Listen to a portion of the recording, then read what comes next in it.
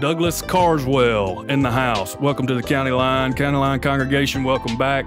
Douglas, I appreciate you taking the time this morning to come join us. So, Mississippi Center for Public Policy. How in the world did you end up from Parliament in Great Britain to the CEO and president of Mississippi Center for Public Policy? Well, the short answer is, if you believe, as I do, that freedom and liberty are the thing that makes our species, the human species, distinct, it's the thing that lifts us up, as Ronald Reagan put it, from the swamp to the stars. If you think that freedom and liberty are what drives human progress, there's no other country in the world like the United States. And so I wanted to come to the United States and do something for the liberty movement. I had been a member of Parliament in Britain. I had campaigned for Brexit, for Britain taking back its freedoms. In fact, I co-founded Vote Leave, the official Brexit campaign team. And after we won that, I thought I wanted to come to the United States to do something for the liberty movement. Now, America's a big place, right? And when you're an outsider looking in, you think, where do you start? I looked at Washington, and do you know what? I looked at Washington and I thought, a waste of time. You could spend a lifetime, you could spend hundreds of millions of dollars trying to move the dial in favor of freedom and liberty in DC. And, the swamp will be. But the genius of the United States is that it's 50 different systems. So I figured that actually, if I came to a state that had a notionally Republican majority, that had a whole bunch of high tax, high regulation things that they had inherited from, generations of Democrat rule, I figured that actually I could try and make a difference in this state, in Mississippi. Now, I know America well enough to know that the South is the best part of America. You want to live somewhere where they eat grits for breakfast. You don't want to live in, Vermont or California. So it was obvious to me, I wanted to work in the liberty movement. I wanted to work in the South, and I wanted to work for a state that I think could be doing so much better if it adopted free market ideas. And the job in Mississippi came along, and I jumped at it. I met with the board virtually. I talked to them online, and I just really hit it off with them. Great group of people. They've been pushing for freedom and liberty in Mississippi for 30 years. But, the truth is Mississippi is often 50th out of 50, right? It's correct. It's often bottom of the class. It's bottom of the class because, if I'm honest with you, sometimes Mississippi is run like a European state. It's high tax, high regulation, lots of government boards and commissions cluttering up downtown Jackson. If we can make Mississippi less European and more American, Mississippi won't be 50th for much longer. It's so interesting that you lay it out like that, because if you talk to the average Mississippian, they would probably argue that they are one of the most American states. In what areas do you see the highest taxation that you speak of in regards to Mississippi being run like a European state? Well, take, for example, work. In many European countries, you need a permit to work. You need a license to work. You need a George III type figure to say it's okay for you to earn a living. Mm-hmm. In America, you shouldn't have to do that. In America, you fought a revolutionary war to say, hang on, it's none of anyone else's business to tell me what I can and can't do. Yet here in Mississippi, an enormous number of jobs, everyday jobs, need a permit and a license in order to do. Now, I get it. If I get on an airplane, I want to know that the pilot has got a license. Right. If I go in for surgery, I want to know that the surgeon has been licensed. But, do you really need a license to earn a living cutting someone's hair? Now, you can see from the hair on my head, I don't often need the services of a barber.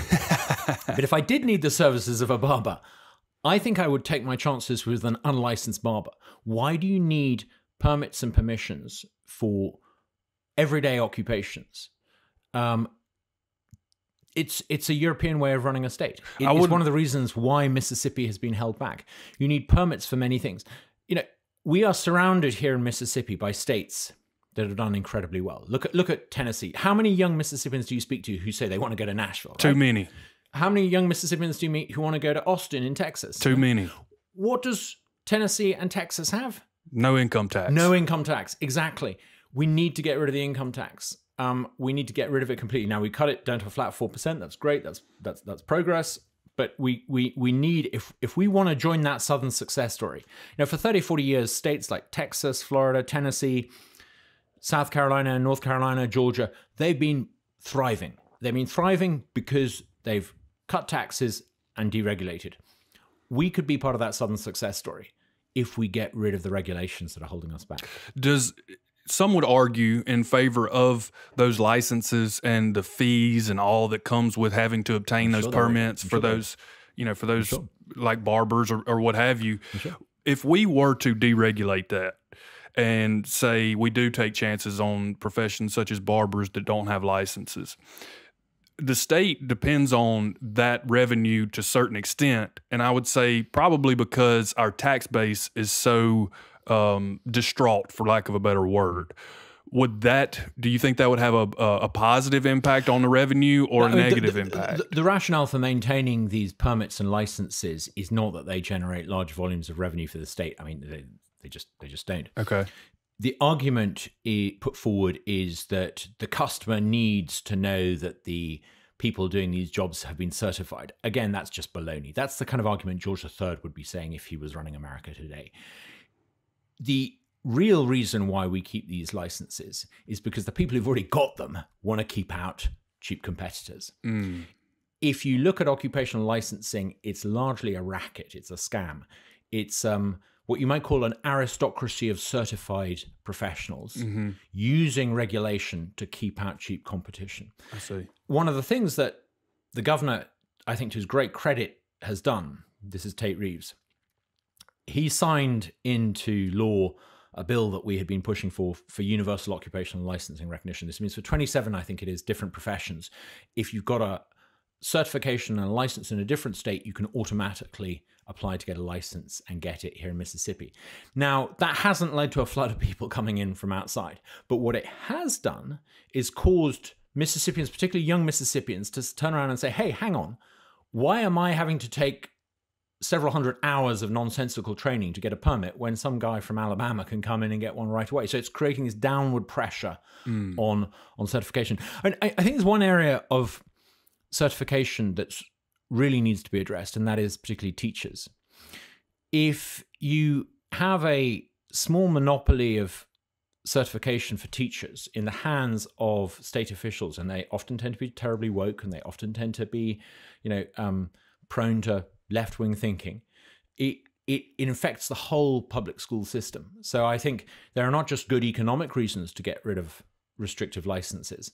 I think we need to end the monopoly for certification for teachers as well. Yeah, I agree with that, because what's happening in the teaching profession is they're steadily lowering the standard required to become a teacher because there's such a shortage. And so effectively it's a restraint and causing a backlog or a restraint, for lack of a better word, when people are trying to get licensed to become educators, because the license is not serving the purpose that it was intended to. They're steadily having to lower the bar because they're trying to make it easier and more appealing for more people to become teachers. When you study hard and get a CPA, it's a quality control, isn't it? You're a certified CPA. That means you can be trusted to do the books for someone. You can be trusted to do their tax returns and all the rest of it.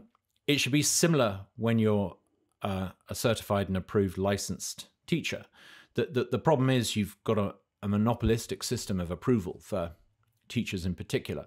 And, it means that a lot of the people who are training to be teachers go in with good intentions, but I would suggest that when they're being taught how to teach, they're not actually being taught how to teach the way they should be being taught how to teach.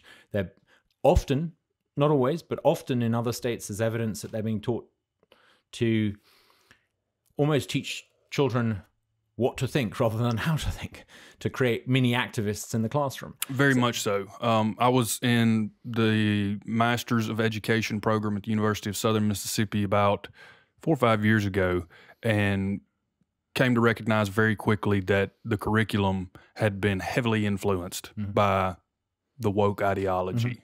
Books such as White Like Me. Are you familiar with that book? No. It's about a gentleman originally from Nashville, I believe, and moved to New Orleans.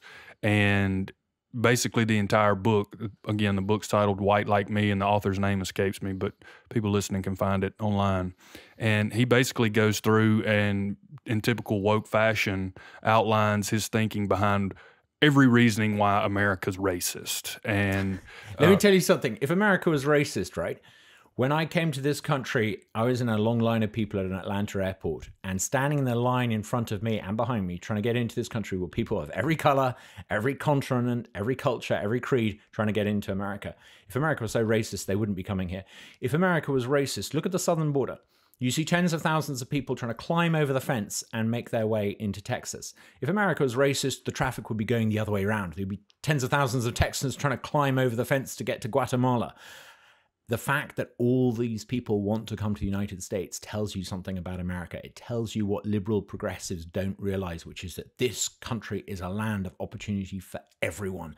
There is no other country in the world like the United States. No matter what your background, your color, your creed, if you can make it anyway, it's in the United States. And the world knows this, which is why they're trying to come here. They're not trying to get into China. People aren't clambering over fences to get into Russia. They're trying to get into the United States. Don't let people demoralize you into thinking that there is something systemically racist and wrong with the United States. This is the greatest country that has ever existed, and the world knows it today, which is why the world wants to come and live here.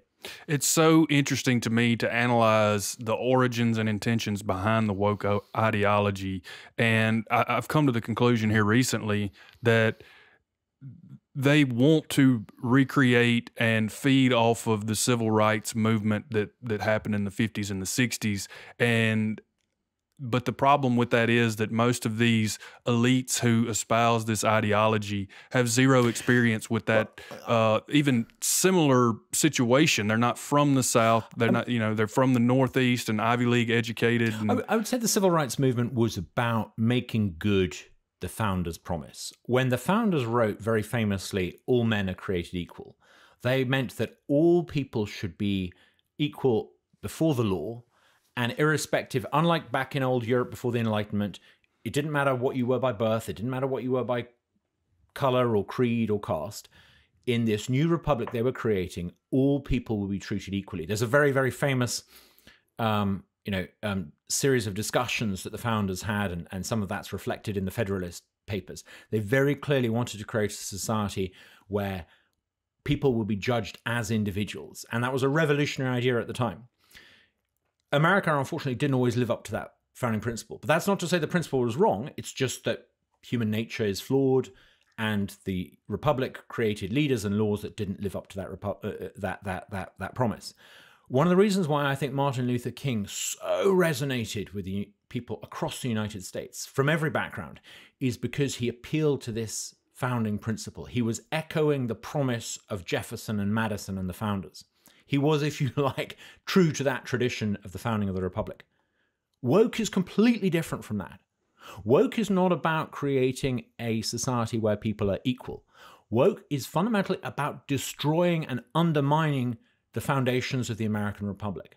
It sets out to rewrite history, to demoralize America, to discredit and to delegitimize the United States.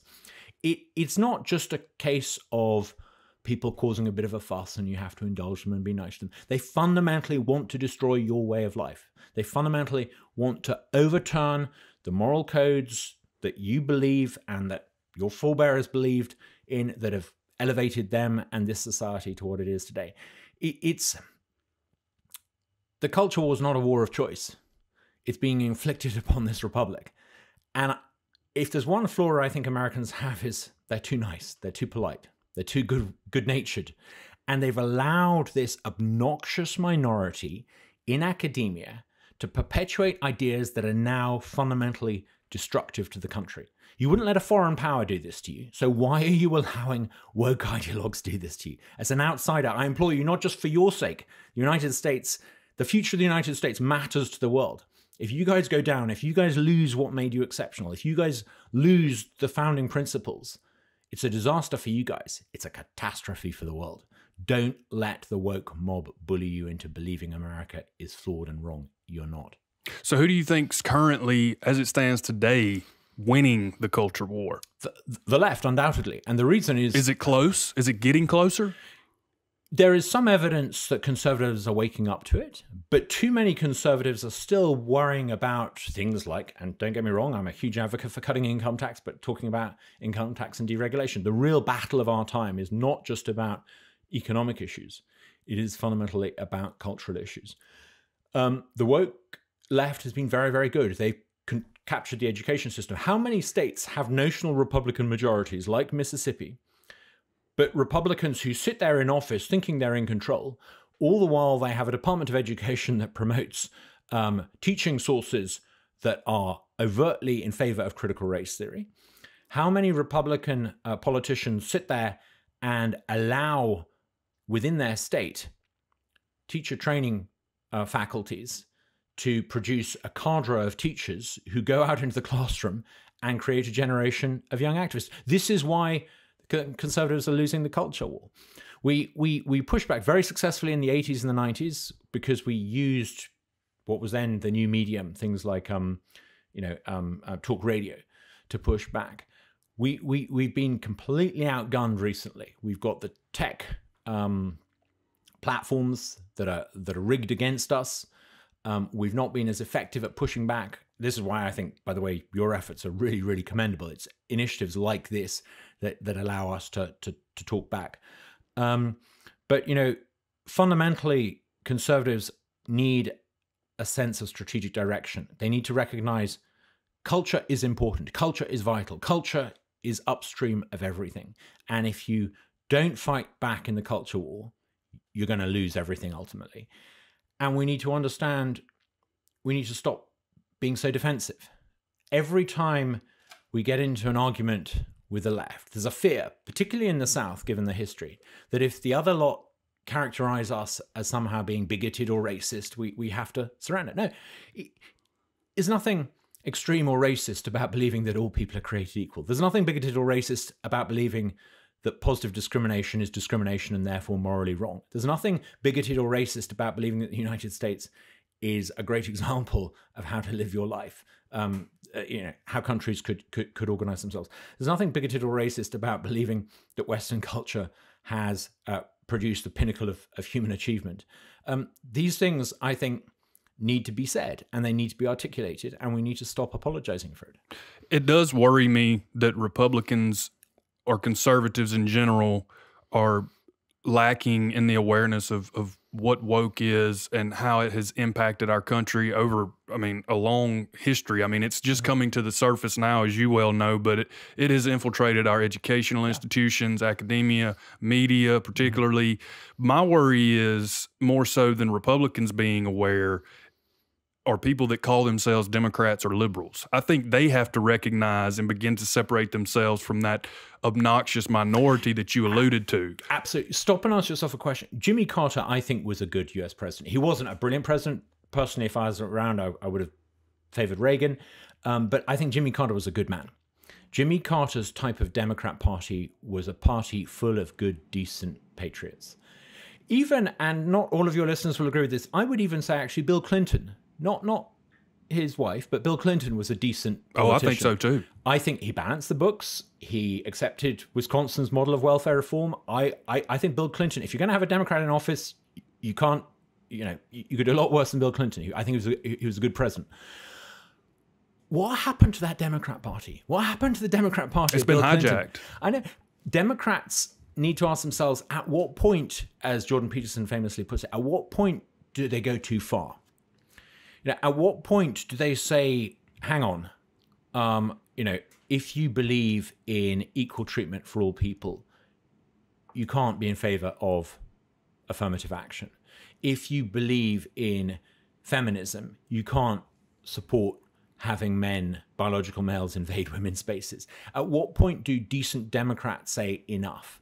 At what point does the party of Jimmy Carter say, we're not going to become the party of, AOC?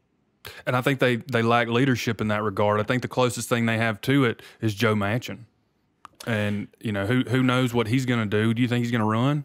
I just don't know. There's what's his name? Robert Kennedy. But, I rather think some of the people we've just mentioned, they're good, decent people and they're interesting figures. But the fact that their chances of actually being in charge of the Democrat Party are almost nil kind of explains the problem. Right, right. And so that's an interesting conversation when we talk about the presidential election cycle that's coming up and how that will play out on the Democratic side. I do not believe, regardless of what Democrats say, that Joe Biden will ultimately be on the general election ticket. I just don't know. I mean, sometimes, I don't get me wrong, don't misunderstand me. I believe in the United States, and I teach my daughter, she's a Brit, she came over with me, I teach her that she should respect whoever is in the office of the President of the United States. Not because as a family we might agree or disagree with them. I mean, we don't get a vote, we're foreigners. But simply, we're guests in a country, and it's part of the US system, it's part of the US Constitution, and if people in the United States have voted for this person to be the president, you need to show them a certain degree of respect. And so I don't go for any of that, smearing Joe Biden stuff.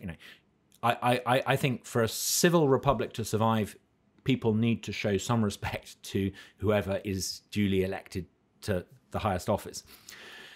But all that said, I just sometimes wonder if the incumbent president is up to it in terms of his age. I just, the stresses and strains of the job, I wouldn't be totally surprised if the Democrats come up with a different candidate. I mean, I just can't imagine them, without the pandemic going on, running him and trotting him out there for debates that should be had. Yeah. Appearances that should be made, facing questions that should be answered, and him being able to handle the rigor and the stress of a presidential election campaign. You need that democratic accountability. And I cannot recall the last time I saw Joe Biden taking part in a press conference where he was asked meaningful and meaningful questions. And I think, we need to have that debate. For sure. And it mustn't be a shouting match. I was very, very impressed the other day when I was listening to a little clip of Vivek Ramaswamy, who is running to be president on the Republican ticket. Now, I sat next to Vivek at a lunch. I don't know him particularly well. I know him slightly. I like the guy. What really struck me is that he was asked by a trans activist a question. And rather than shout them down, he answered it honestly, politely, thoughtfully, respectfully. He disagreed with them. And at the end of the exchange, the trans activist and Vivek Ramaswamy both thanked each other and were civil to each other. And it kind of, 30 years ago, that would have been normal. Maybe we need to return to that sort of approach to politics. We need honest, frank answers from people who want the highest office. We need long conversations about these difficult issues. But it's just not happening at the moment. I can't recall seeing Joe Biden really explaining some of his administration's positions on some of these thorny questions. I don't think he can. I'm not saying that at one time he wasn't competent, but currently, I mean, I don't think it takes a rocket scientist to watch a clip of him currently and decipher and decide that he's not fit for the office. So I don't see how Democrats moving forward look at that for 2024 and don't just take inventory and look at themselves in the mirror and say, okay, do we really believe that this guy can represent us in a presidential quote unquote manner? I don't see how they could convince themselves of that. I take your point. That said, I suspect the clock is ticking because there'll come a time. If they're gonna change horses midstream, there comes a time when you got to make the move. Yeah, and so my question becomes, how does the Democratic primary play out? I mean, if it's Kamala, then I think whoever's running against her wins. Yeah, I don't wish to be unkind to her, but I'm just not sure she's a particularly effective politician. I mean, when she ran to be the Democrat candidate, she was singularly unsuccessful and really only revived her career because Joe Biden put her on his ticket. I think Gavin Newsom would perhaps be quite a formidable candidate, not because I think he's run California well. On the contrary, I think California's almost a poster boy of how not to do things. But he's just new. And I think there's a certain, in a contest where you've got two big names representing each of the two parties, I think novelty just is its own virtue. But, you know, I look at the Republicans and I think, you know, I suspect it'll be Donald Trump, you know, and I wouldn't be surprised if it's Donald Trump running with Vivek Ramaswamy as his vice president. I think a lot of people would be happy with that. As it pertains to Donald Trump coming down with the 4th indictment, is this, in your view, are any of these charges legitimate, or is it a witch hunt? This is a really, really, really dangerous moment for the American Republic. I always used to think that, for want of a better term, banana republics were places where people in power persecuted their political opponents. You know, there are countries like Malaysia where the leader of the opposition is constantly facing lawsuits. I didn't think that would ever happen in the United States. And yet now we're clearly seeing prosecutions, politically motivated prosecutions. And I think we should all be very concerned by it. You know, the United States is above that and better than that. Now, that's not to say that someone running for office can't be guilty of criminal offenses, but just look at some of the charges that have been brought. I think some of the thinking behind some of those bringing the charges is that it's a way of using lawfare, political lawfare, to take out an opponent. Incidentally, I happen to think it's probably backfired. I think Trump is probably more popular today as a result of the charges that have been brought against him than he would otherwise be. But it's very worrying. I mean, do we then think that, you know, if there's a change in the White House in a year's time, you know, are we then going to see, you know, the Biden family prosecuted on the basis of what happened to be on one of the Biden family's laptop? I mean, it's a very, very dangerous avenue to go down once you start prosecuting political opponents. I think you know, Gerald Ford was not a great president, and I think Gerald Ford was probably not someone who was really fit for the highest office in the land. But I think he got one thing right, and that was to give a pardon to Nixon. I just generally think that unless you've done something really outrageous, if you are, you know, you shouldn't use prosecutions to take out political opponents.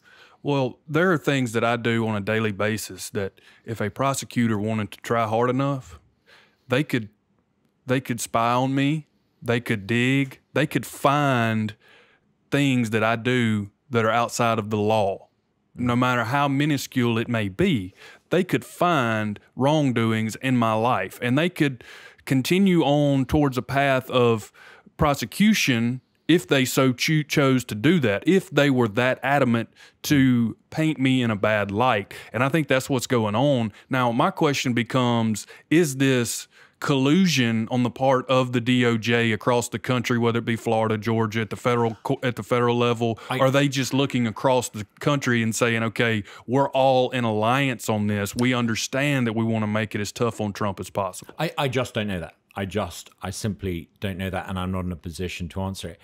I can't help noticing that, for example, in Georgia, it's taken them a mere 6 months to bring about a prosecution that by any reasonable stretch of the imagination would have taken much, much longer than that. There seems to be a sort of an accelerated process. So I don't know if it's a conspiracy, and it doesn't really need to be a conspiracy. You can have, you know, opportunistic justice officials deciding off their own initiative to try and, you know, as they see it, you know, prosecute someone from the other side. But, you know, I think it's very, very worrying for America. It's the kind of thing that happens in South American republics. It's not what should be happening in the republic founded by, you know, Thomas Jefferson and Madison. Yeah, it appears that particularly the case in Georgia, he's already been charged with what they're charging him with at the state level, at the federal level. Also, she brought RICO charges against him, and she has a history, she being Fannie Willis, the, I guess, district attorney of Fulton County. she has a history of being in favor of bringing RICO charges. Young Thug, a rapper from Atlanta, she slapped him with a RICO charge. Now I think it's probably warranted. Now everybody's innocent until proven guilty, but there's enough suspicion there that he could bring on a RICO case. My understanding is that RICO cases were developed as a way of dealing with organized crime families. Correct. And I just think it's a little bit disconcerting to see that being used in this instance. And where will it end if charges, no pun intended, trumped up charges are brought against Trump? That I can hear it now. I can hear the political opponents of the left saying, "Ha, come on, let's prosecute, the Bidens." Oh, absolutely. And you can't survive as a republic if you start behaving like that. No, absolutely not. That's childish.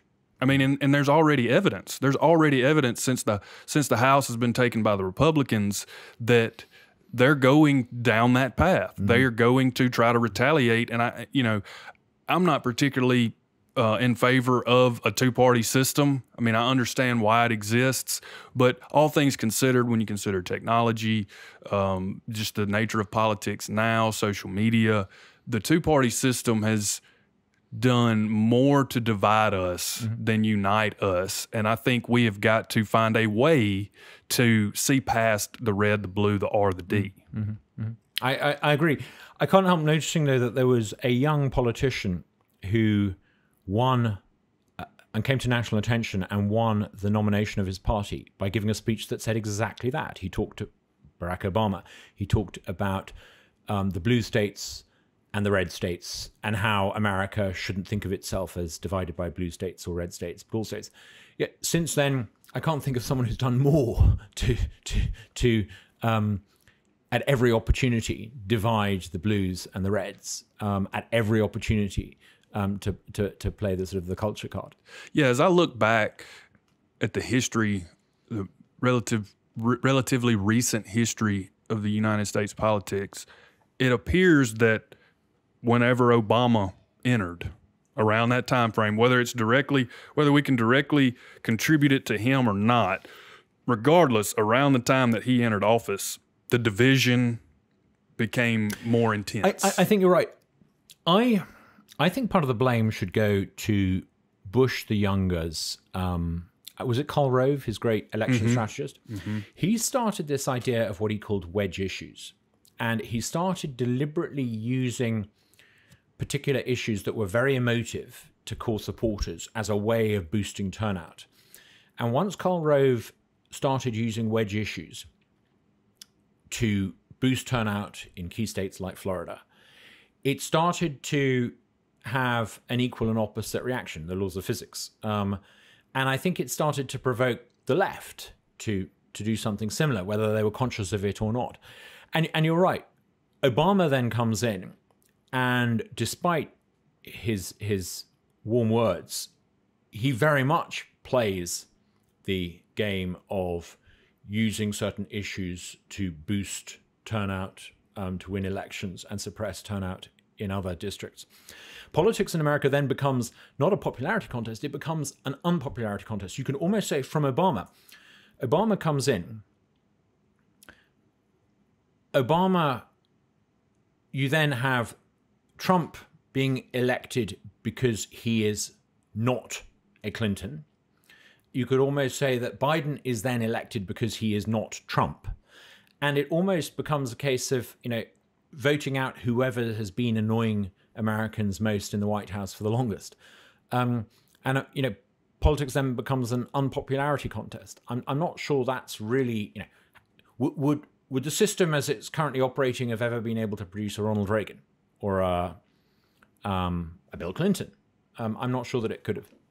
It also got messy around the time that Obama entered office due to the advances in technology, social media, the advent of social media, the utilization of that by Obama, and then Trump's administration did well with social media in 2016, and it just fed that engine. Well, I remember being told how brilliant Obama was because he and his team had figured out how to use social media to get the message across, right? over in the UK, we used exactly the same platforms. I did it for a special election I ran on, and then I co-founded Vote Leave, the official Brexit campaign, and then we used a lot of social media to win that vote. And we were then told that, far from being a brilliant example of using social media and connecting with youth, it was manipulative and distortive, and there were Russians involved, apparently, we were told. So I think the nature of social media slightly changed. When Obama was elected, it was a relatively unrestrained platform. You would post things and they would go viral based on whether or not readers were interested in them. It was more of a free market. It was a free market. Now it's become a very paternalistic market where you have algorithms that deliberately suppress views that aren't approved of. And what should have been a really liberating medium. I wrote a book at the time called The End of Politics and the Birth of Democracy, based on how I thought the internet would change politics. You read it or wrote it? I wrote it. What's the name of it again? The End of Politics and the Birth of Democracy. And I suggested that with the internet, you would allow individuals to come along and have a higher profile than their party. Trump, Vivek Ramaswamy. I suggested that you would be able to have debates and discussions democratically and not have to rely on the mainstream media to articulate particular points of view. And for a while, that's what happened. And this led to what the left calls populism, which is, in other words, politics suddenly began to be a discussion about the things that people actually cared about. Mm-hmm. Then you got almost a sort of counter-reformation where the elites didn't like this because they think it led to voters actually deciding how they wanted their countries to be run and voting to leave the European Union and voting for a tough line on immigration and voting for things that might not have been in the best interests of Wall Street. And so big tech came along and very much suppressed social media as a democratic means for reviving politics. What's really interesting now, I think, is that you're almost going to get a counter reformation. I don't think the big tech media can suppress the internet as a democratizing force for much longer. Platforms like Facebook that have intentionally suppressed unfashionable opinions are paying the price. They're losing audience share. There's a very interesting interview that Mark Zuckerberg did a while ago, the interview in which he seemed to admit that they had suppressed stories during COVID at the invitation of state officials, government officials, federal officials. That, to me, wasn't the most interesting thing that Zuckerberg admitted to. What Zuckerberg seemed to me to admit to was that they, as a platform, would pay a very heavy price if they continued to try to dictate what narratives and stories and information people got on Facebook. So I suspect that the ability of big tech to suppress unpopular opinions, unfashionable opinions, I say popular opinions, but the ones that hipsters on the West Coast disapprove of, I suspect their ability to prevent the discussion of issues they don't want discussed is coming to an end. Yeah, the unfortunate part about the evolution of technology and the advent of social media is that the people who were largely involved and in making that happen and bringing that to the forefront control the narrative, and they just so happen to be of the liberal mindset. Absolutely. And so conservatives, look, liberals and Democrats are masters at messaging, communication, pushing their message to the people that they want the message to be heard by. Conservatives, in my view, they have to do a better job of being involved in technology, whether it be creating their own technology, which that idea to me is dangerous, because then we already have echo chambers and people can create their virtual worlds online, regardless of whether it's controlled, the technology is controlled by liberals or conservatives. But if you now have conservatives come into the marketplace and they create their own technology and say they do the same things that liberals have been doing with Facebook and Instagram, Twitter, which is now X, then you really are going to separate minds, and you're really going to have two separate conversations. As conservatives, I think we tend to think that you shouldn't try to police other people and what they think. You should just ensure that you have free competition of ideas. The problem is that we're up against people who don't believe that. Progressives and the radical left in America, perhaps fearful that their ideas don't stand up to scrutiny. No platform people. They remove the ability for the free competition of ideas on campus. They suppress ideas they don't agree with on social media. And it's quite revealing, isn't it, that during COVID, social media deliberately suppressed arguments that suggested that COVID might have escaped from a lab. They deliberately suppressed people who questioned the efficacy of insisting that school children wear masks. They demonstrated, I think, quite clearly that far from being a space where you could have a free flow of ideas, they were controlled platforms and very biased. It's the bias of the tech elite that sort of determines the parameters of debate. Conservatives, I think some conservatives would say, okay, if people who own a tech platform don't want it to be used for different ideas, that's we can't tell these companies how to run their private business. I certainly think when it comes to universities, we can insist that there is, universities are definitely the public space, public universities. I think we should do far more to insist that there are a variety of different ideas put out there. And, we again, in notionally Republican, notionally conservative states like Mississippi, we often find that the people who run university campuses are almost uniformly left-wing. Yep. We need to do a much, much better job of insisting that you get a genuine diversity of ideas on campus. I had no idea about the infiltration of woke ideology into academia when I was in college, which hasn't been, 10 years ago. And I would find myself in classes. Where was that? I went I started at Mississippi State, had two stints at Mississippi State. I graduated undergrad at Ole Miss, and then I started the education graduate program at Southern Miss, and ultimately decided not to follow through with it because of some of the reasons that I alluded to. But when I started, I had zero idea, in 2012, and then by the time it was 2016, I had recognized what was going on. And it is blatantly obvious, especially if you get in a class like sociology, African-American studies, any education course, it is very evident that the woke ideology has influenced that curriculum, the creation of that curriculum. And that's unfortunate because in my mind, I was thinking as a naive child, I'm thinking, okay, well, these are just different ideas that I've never been exposed to, so I'm going to entertain them. And for a short while, I subscribed to them. I thought they were not necessarily the gospel, but I thought I was being educated. I thought I was being enlightened when all reality, to a certain extent, I was being indoctrinated. I think sociology is particularly, to use a favorite phrase of the left, problematic. I think there's growing evidence that a lot of sociology papers have, all the efficacy of voodoo. Sociology positions itself and presents itself as being a science based on empirical evidence and hard data. But actually, a lot of old papers, sociology papers, that underpin a lot of what is taught in sociological departments in universities have been reassessed and found to be works of fiction. So I'm not sure that sociology is a particularly credible science.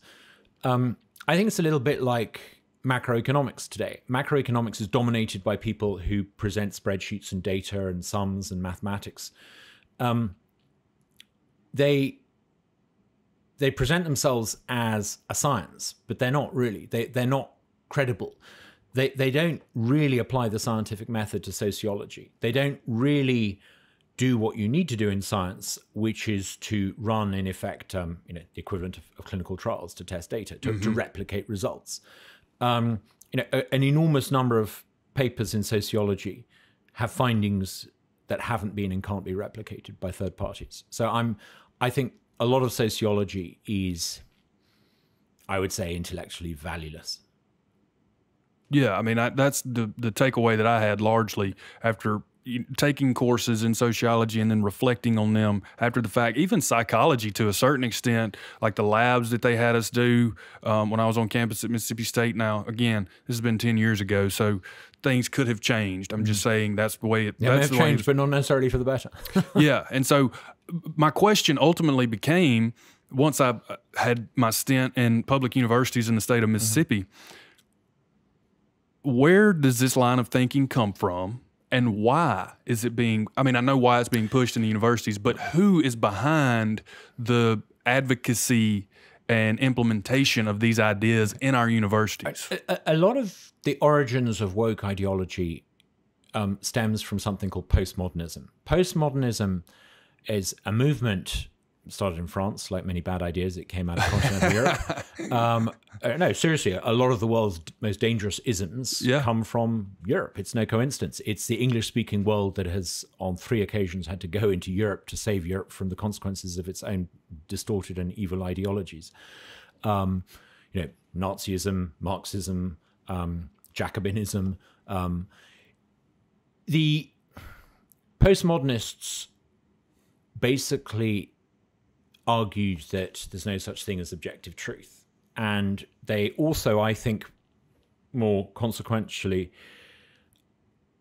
suggested that there's no such thing as the superiority of one culture or one way of life over and above another. They were cultural relativists. And I think a lot of our problems today stem from cultural relativism, a failure to recognize that there are some ways of living that are better than others.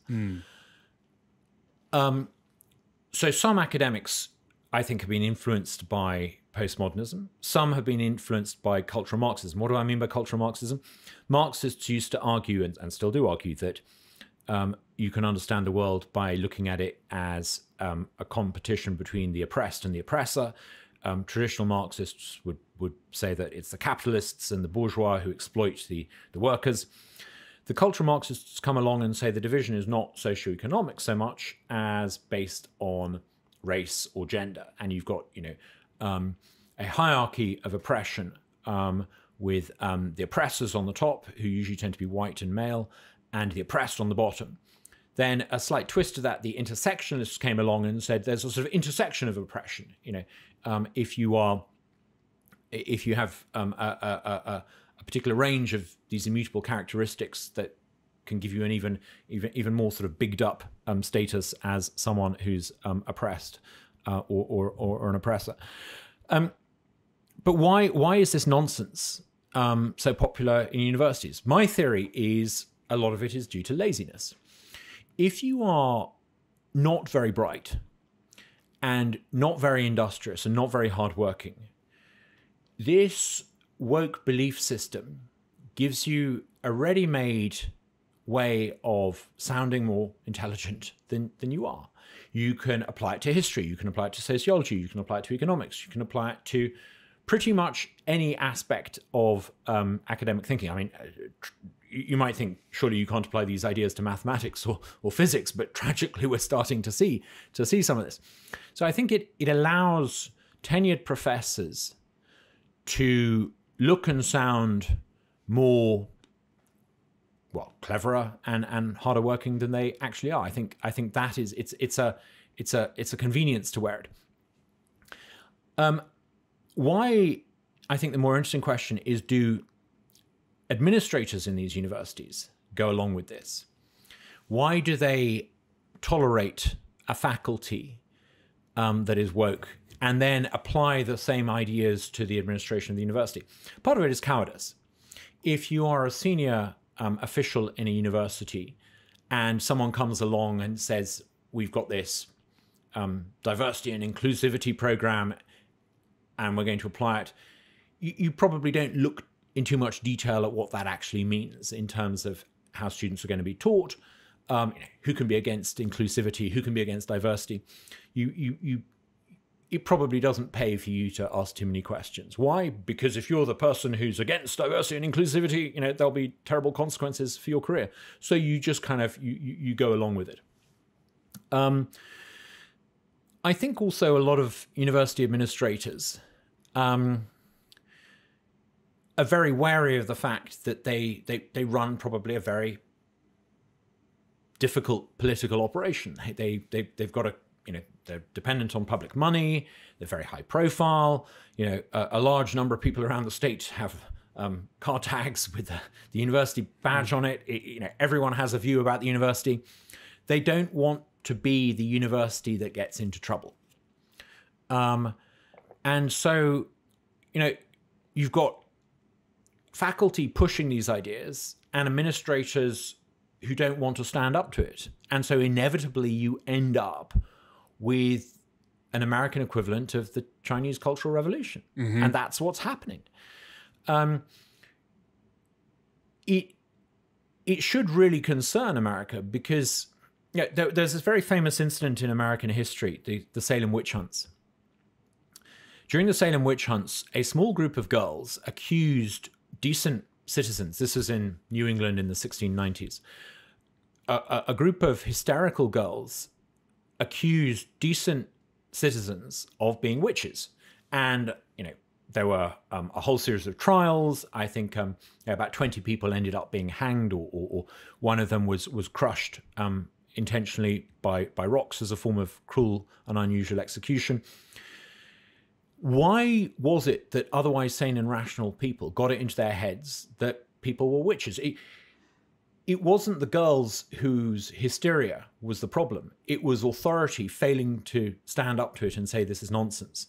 And what's really revealing about the Salem witch hunts is the complete failure of people in authority to say, no, you can't accuse people falsely. No, there are boundaries to what we're seeing in American campuses today is a woke mob like the girls in the Salem witch hunt, pushing things and people in authority failing to stand up to it. And I suspect America will look back in the not too distant future and say, how on earth did we end up in a situation where we allowed a small, vociferous woke mob to take over some of our public institutions? It's a failure of people in authority to stand up to it that is the key problem. And it's not just a problem in academia. It's a problem, I would argue, even more so in media. I used to think that what we called political correctness on campus was just an indulgence of slightly spoiled young people, and the moment they left university, went into the workplace and started paying tax, they would have to grow up and grow out of these ideas. How wrong I was. In fact, they took those ideas with them into the HR departments of corporate America. They took them into public administration. And you now see it to the point where, when Bud Light decided that they were going to insult their core customers and embrace transgenderism, I had assumed that this was because some very, very clever marketing person had looked at the data and figured out this is a really clever way of selling more beer, right? It turned out that actually the person running the marketing department in charge of this initiative probably had less clue about marketing beer than I did. The danger is that you've had 10, 20 years of woke recruitment policies in corporate America, in the administrative state. And you now end up in a situation where I think you've got genuinely incompetent people in positions of authority, and the consequences of their own incompetence can no longer be, glossed over. I suspect that the incompetence you saw in Bud's marketing campaign is going to be replicated in hundreds of different ways across corporate America in the near future. You're going to see people who think that woke is actually a good idea do some really, really dumb things based on assumptions that have never been properly tested. It's a very clever tactic on the part of liberals to advocate for the woke ideology, because what it does is it divides the minorities in the country, of all sorts, not just racial minorities, but it divides them and separates them from essentially white males, and has them ridicule and label white males as the oppressor throughout the history of America. But it also in most cases, unites those minorities who are the Democrats' target market, and that's how they market themselves. They're basically saying, look, we are going to try to appeal to the outcast or the downtrodden or traditionally downtrodden people of America, and then we will unite those minorities and gain votes that way. I think it's really, really dangerous because, you know, in politics, one thing I've discovered is that everything creates an equal and opposite reaction, and if something happens, you'll create a response to it. I really worry that one of the consequences of woke ideology in the United States is going to be to awaken in hundreds of millions of Americans a sense of ethnic and racial identity that they don't currently have. I think most Americans that I come across tend to see themselves as American first and foremost. And I think there's a real danger that you create the opportunity for charlatans to come along and say, okay, right, if you're going to define us as us on something other than the basis of being American, right, okay, let's embrace that identity, and that I think would be very, very dangerous. You know, the great thing about the United States is that, you know, all Americans are created equal. When you have those two great days in America's annual calendar, July the 4th and Thanksgiving, they're an opportunity for people from any background to celebrate the fact that they're here. It doesn't matter whether you've arrived 5 minutes ago like me, or whether, you know, you're a descendant of people who are on the Mayflower, or indeed you descended from people who came over the Bering Strait 10,000 years ago. You can all celebrate Thanksgiving and give thanks for being American.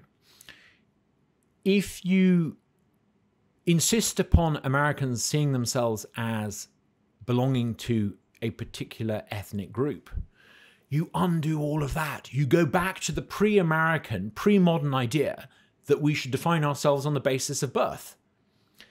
How can that be progressive? That is not progressive. That is regressive. So when progressives say that they are pushing for progress, they are not. They are undoing the Enlightenment. They're undoing the thing that makes America work. It is really, really dangerous. Look around the world. Look at the ethnic conflicts that are commonplace in Africa, in parts of Asia. You know, one of the reasons why, look, in Europe, one of the reasons why America works is because it's founded on this very modern idea that everyone, I suspect it's something to do with the Judeo-Christian idea that all of us are created in the image of God. It's this idea that everyone is of equal worth. Once you create a society or public policy based on the idea that you've got a hierarchy, you know, you really do doom the American idea. It is a deeply, deeply dangerous way of thinking.